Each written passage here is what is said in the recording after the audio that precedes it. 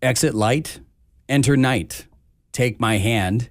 We're off to Never Never Land. If you were to hear this sentence before 1991, you could have easily assumed someone was quoting a scene from Peter Pan, or some German fairy tale, or even a lullaby.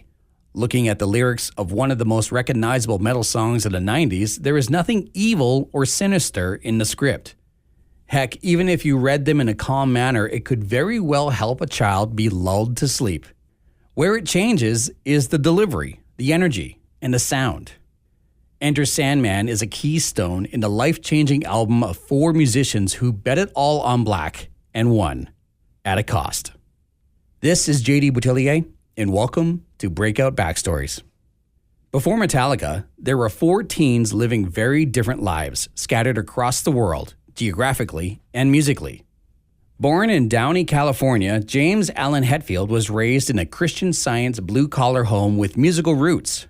Virgil Hetfield, his father, was a truck driver while his mother, Cynthia, was in the world of theater as she worked as a light opera singer.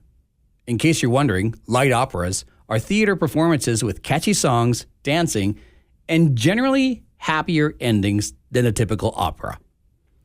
Young James started taking music lessons at the age of 9, playing piano and transitioning to drums before being inspired by a rock band to pick up the guitar. While it was bands like Black Sabbath, Led Zeppelin, and Motorhead that walked him down the road to heavy metal, the first band that planted the seed of rock and riffs into young James was Aerosmith. At home, James's life was changing faster than any kid should have to handle. In 1976, when James was 13, he attended a summer church camp, leaving a full house. When he returned, his father was gone. Worse still, 2 years after the home became quieter, Cynthia Hetfield was diagnosed with cancer.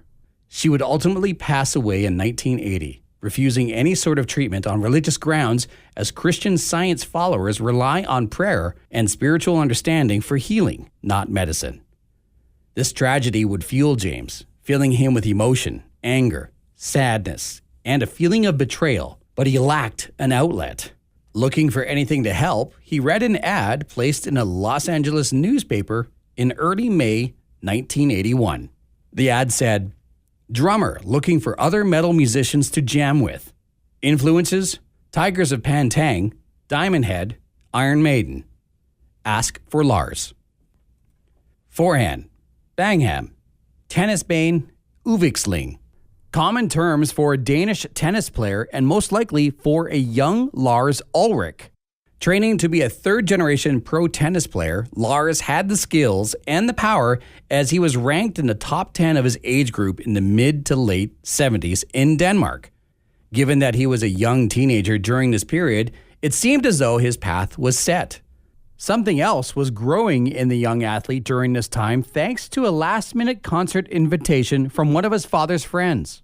In 1972, Deep Purple was on tour, making a stop in Copenhagen.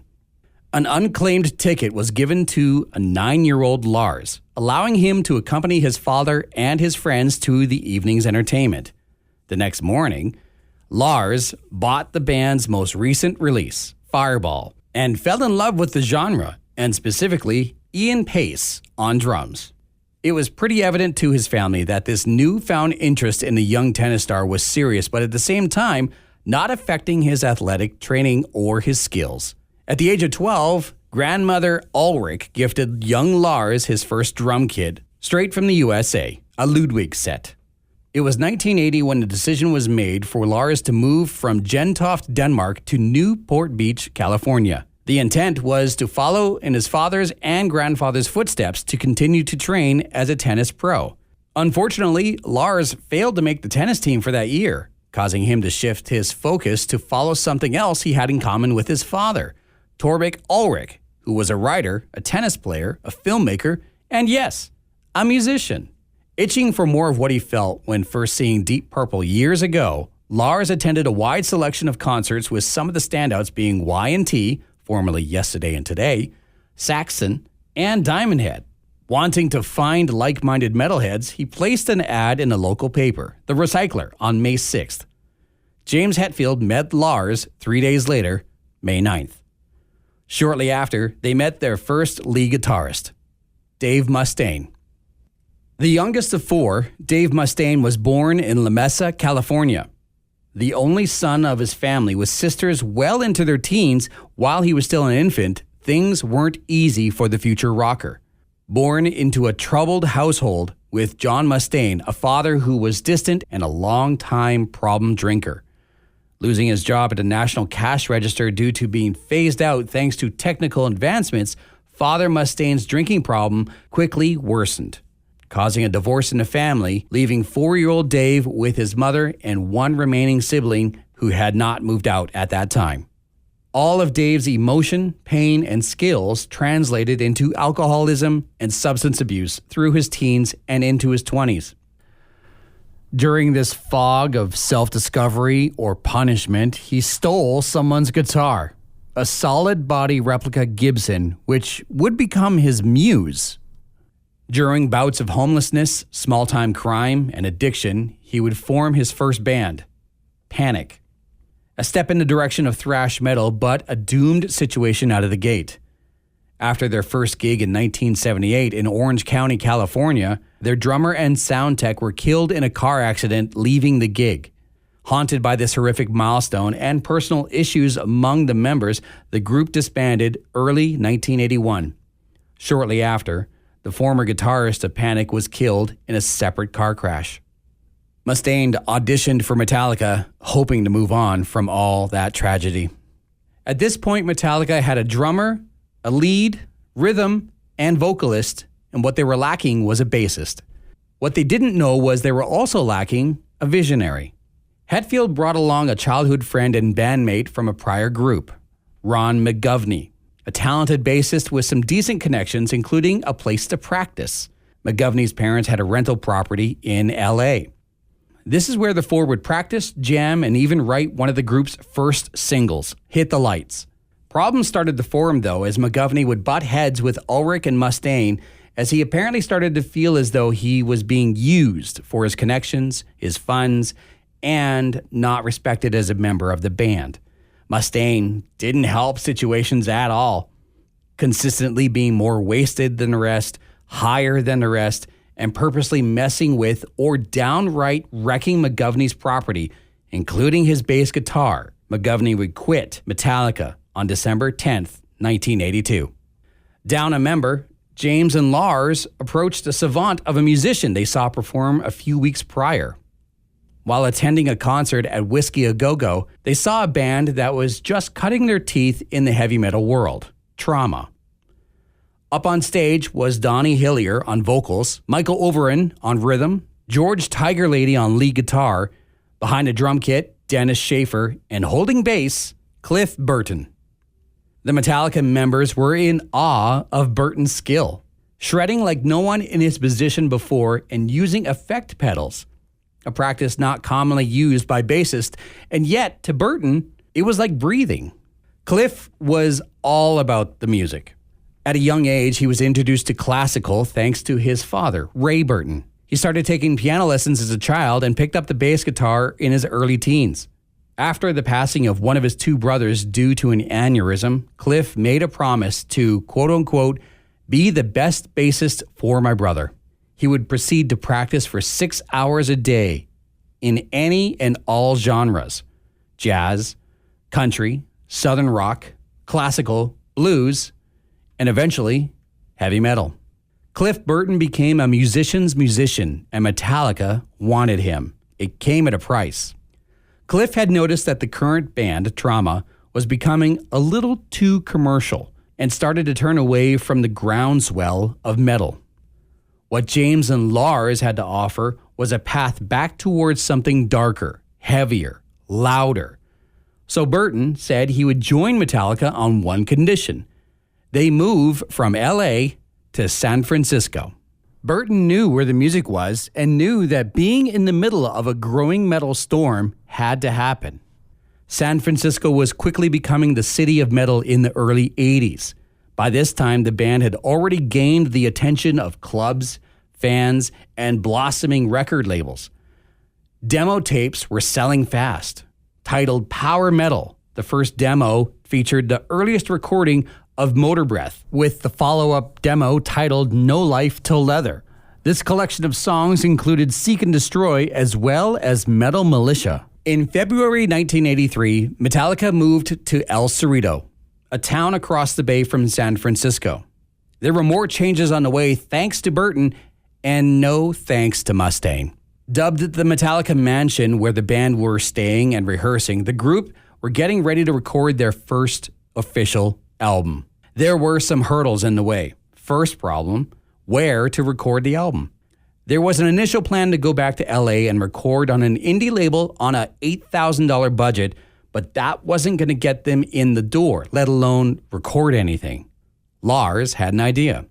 He called John Zazula, a metal promoter in New Jersey who also owned a record store and was already a Metallica fan.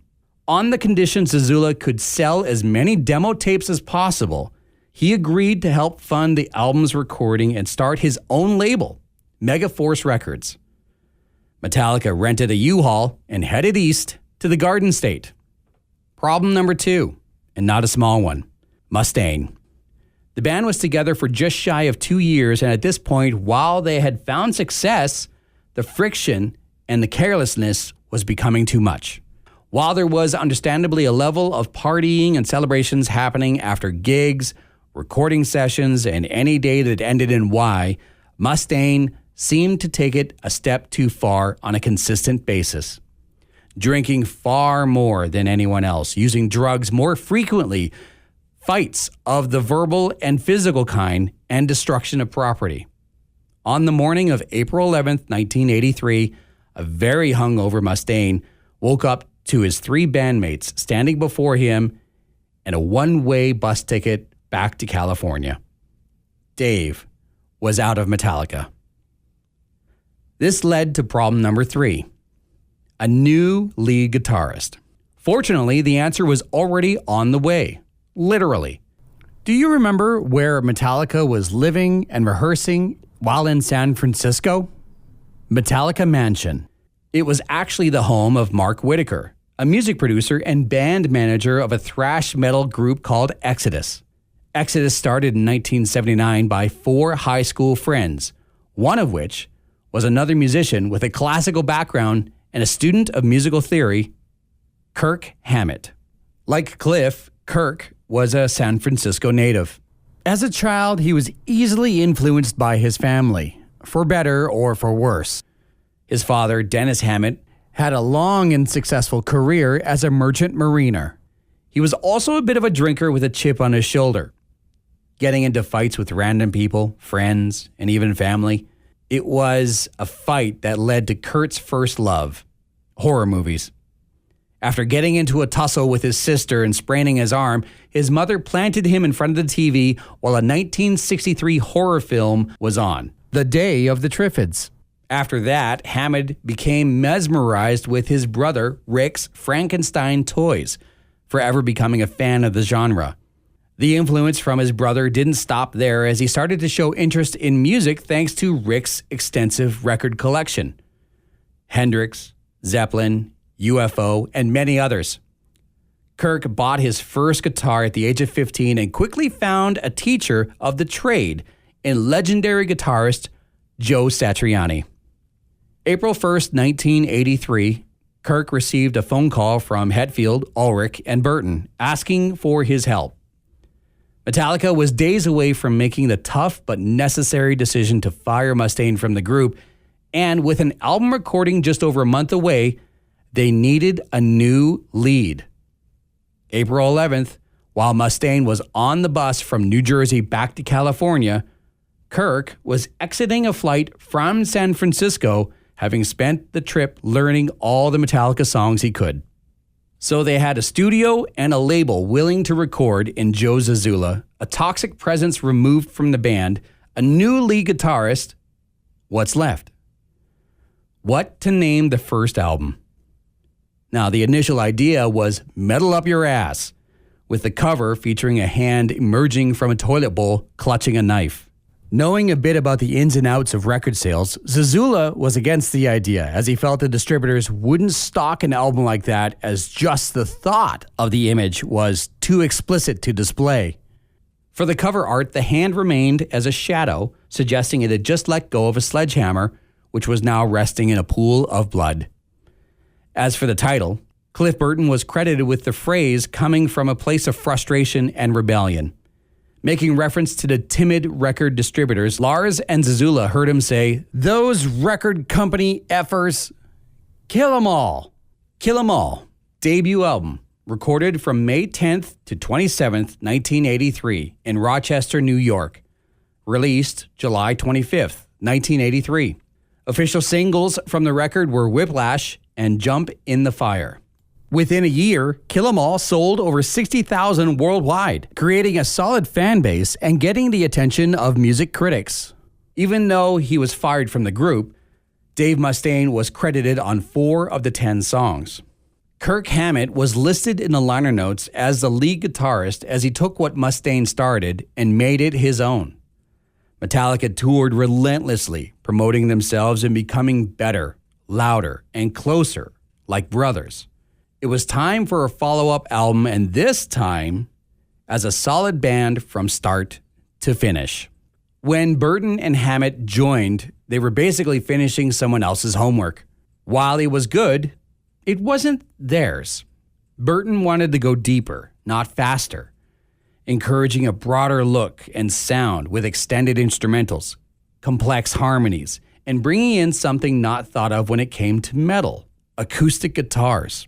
Feeling the pressure of the next project, James wanted to lighten his load. He wasn't comfortable as the guitarist and lead singer, a job that was previously held by Dave Mustaine. James was feeling shy and out of his element, being front and center. The band offered the job of vocalist to a member of Armored Saint, John Bush. Bush turned it down because his group was doing well. Side note, don't feel bad for Mr. Bush. In 1992, he became the frontman of a different band, Anthrax. As for Hetfield, he eventually built the confidence he needed to stay front and center for Metallica. Ride the Lightning, sophomore album, recorded from February 20th to March 14th, 1984, in Copenhagen, Denmark. Released on July 27th, 1984. Official single, Creeping Death. The album title was inspired by a Stephen King novel, The Stand. A character in the novel makes reference to an execution via electric chair, saying, "Then you go on to death row at the state prison and just enjoy all that good food until it's time to ride the lightning. It won't be long." Clearly, Kirk Hammett's doing. The album sold 75,000 out the gate and would go on to sell 500,000 in 3 years and reach number 100 on the Billboard 200 charts, all with 0 radio play. In December 1985, the final day of touring for Ride the Lightning, 2 different things happened for the first time during a concert in San Francisco. Number 1, Metallica shared a stage with Dave Mustaine, as Megadeth was on the same card. Number 2, the crowd was treated to a brand new song, Master of Puppets. Master of Puppets, third album. Recorded from September 1st to December 27th, 1985 in Copenhagen, Denmark. Official single and title track, Master of Puppets. Once again, radio be damned. Number 29 on the charts and 500,000 records sold in a third of the time it took Ride the Lightning to hit the same goal. Everything was coming together, and it felt as though each member was in the groove, investing more into each other and their work. Staying sober days before recording, a task unheard of before in the band. Upgrading their management team. Making the choice to return to Denmark once again to record, as the Sweet Science studio were keeping up with technology for the time. It became more than embracing music theory and hammering jams. To these 4 musicians, this was their world. September 27th, 1986. Was it black ice? Was it falling asleep at the wheel? Was it driving while drunk? We don't know. During the European portion of the tour, Metallica's bus went off the road, rolling into a ditch, launching Cliff Burton from the vehicle. He was killed instantly. Understandably, the group canceled the rest of their tour and returned home to California. The group wasn't down a bassist. They lost a brother. Without Burton, they wouldn't have grown the way that they did, learned to create beyond what was first thought possible, become more than angry at the world, at pain, at personal history, at loss. Cliff Burton helped the band become builders and destroyers. He could never be replaced. Fortunately, there was a farmhand in Battle Creek, Michigan that was at least willing to help out. Jason Newsted grew up on a farm with 3 siblings, 2 older brothers and 1 younger sister. At the age of 6, his chores included looking after and feeding hundreds of chickens and rabbits, assisting with larger livestock with his parents, and yes, shoveling manure. The Newsteds were also a musical family. His mother taught piano and one of his brothers taught trumpet. Jason started playing guitar at the age of 9. After learning about Kiss and Gene Simmons, he picked up the bass at the age of 14. By 1986, Newsted was 23 years old and had experienced mild success with the band Flotsam and Jetsam and was very much a fan of Metallica. A month after the death of Cliff Burton, Newsted heard that they were looking for a bassist. Getting his hands on the band's set list, he studied and practiced every song. This hustle impressed Lars during his audition. 2 days later, he was invited back to the Metallica compound where he was greeted by Lars, James, Kirk, and Cliff Burton's parents, Ray and Jan. He was officially the newest member of the band with a hug from Burton's mom as she said to him, "You are the one. Please be safe." And Justice for All, 4th album, recorded January 28th to May 23rd, 1988 in Los Angeles, California. Released on September 3rd, 1988. Official singles, Harvester of Sorrow, Eye of the Beholder, and One. Certified platinum in 9 weeks and sold 1.7 million copies in 3 months. This album was different. Production value, lyrical depth, and a noticeable lack of presence when it came to the bass. This wasn't due to Jason's skill. Instead, it was a choice made by Ulrich and Hetfield. The composition of this set of songs had the bass line nearly mimic what the rhythm guitar was doing. There was also a chance that there was a lingering pain of hearing a bass guitar that wasn't their fallen bandmate. The fans noticed, and for the first notable time, protested, claiming the album came off dry and sterile, and worse still, sounding more commercial than ever before. Not commercial enough for mainstream radio, though, which put the band in a weird position. The group had grown and evolved to become a polished wrecking ball of thrash metal, while the broadcasting standards of the average rock radio station had become louder and more tolerant to metal. Something had to give. Metallica was ready to lay it all on the line. Something needed to happen for their 5th album, Sacrifice. Studio time doubled. Writing became more raw and personal. The art of creation collided with the world of experience and business as they began to work with producer Bob Rock. Finances climbed to over $1 million. Personal lives suffered as Hammett, Ulrich, and Newsted all became divorced. As a running joke, the suggested album title was Married to Metal. What the world got in the summer of 1991 was anything but a joke. Metallica, The Black Album, 5th album. Recorded October 6, 1990 to June 16, 1991. Released on August 12, 1991. Official singles: Enter Sandman, The Unforgiven, Nothing Else Matters, Wherever I May Roam, Sad But True. 500,000 records sold in the first week and 3 million in 2 months. Songs like Don't Tread on Me, Wherever I May Roam, and The Unforgiven came from the tried and true method of jamming to find meaning. Other songs had personal connections, confronting the cost of substance abuse and inner darkness with Sad But True, expressing the anger of a seemingly senseless death of James Hetfield's mother with The God That Failed. Hetfield wanted to go even darker with a different song, writing lyrics about dysfunctional families and the horror of SIDS, sudden infant death syndrome. While the idea was appreciated, it was Bob Rock and Lars Ulrich who convinced him to change perspective. Go from the view of the child and his or her fears and nightmares. This became the album's opening track, Enter Sandman. It became a #1 hit in the music charts, forcing the hands of radio stations around the world to play it in heavy rotation. For the first time, Metallica became undeniable, thanks to a lullaby.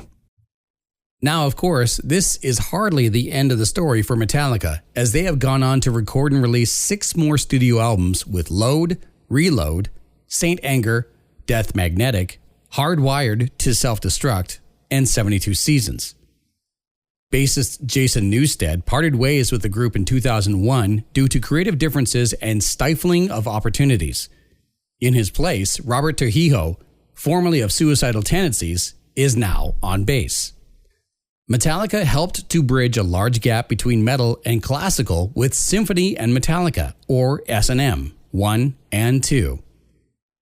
They are in a Guinness Book of World Records for being the first musical act to perform concerts on all 7 continents in 1 year: North America, South America, Europe, Asia, Africa, Australia, and Antarctica.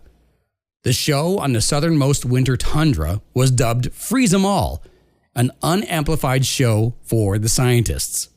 Hetfield and Ulrich have even mended fences with the frontman of Megadeth, Dave Mustaine, as the 3 rockers have taken to embracing a healthier lifestyle and even counseling.